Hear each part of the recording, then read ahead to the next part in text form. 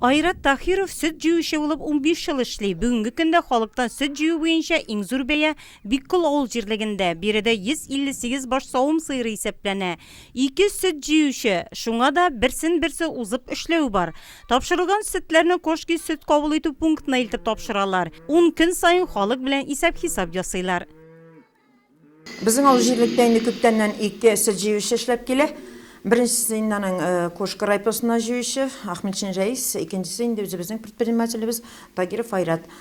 Ауыл жерлігінде 2 süt жүйіші болу бүгінгі заман талеплеріне туры келеді бөлебіз біз міне. Чөнки бүгінгі базар заманында конкуренция деген әйбір бар. Хәмәнә шушы 2 süt жүйіші бәяләрне югары тотуга безнең бик җайлы бара. Чөнки бірсінде бір төрле бәя, икенчесендә икенче төрле бәя белән барып булмый.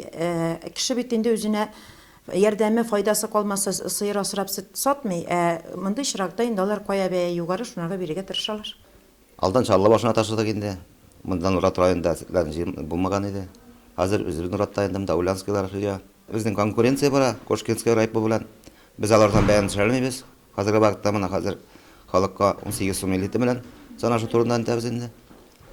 Арттырсалар, тагын да арттырабыз, заводлар арттырса. Кайбір ауыл жерліктерінде шәкси хуҗалыклардан süt 16 сум белән генә җыела. Süt җыючылар район башлыгы Равил Кузюровка сәбәбен кабул итү пунктларында бәяләрнең төрлечә булуы һәм süt җыю буенча куелган бәянең дә шуңа бәйле булуы белән аңлата.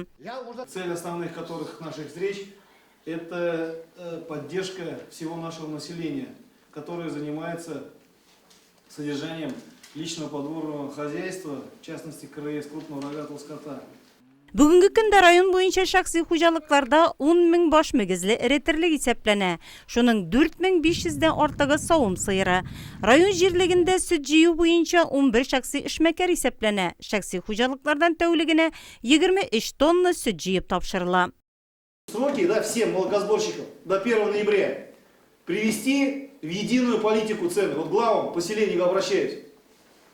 Вот начиная с понедельника расчеты все не ниже 18 рублей должны начинаться.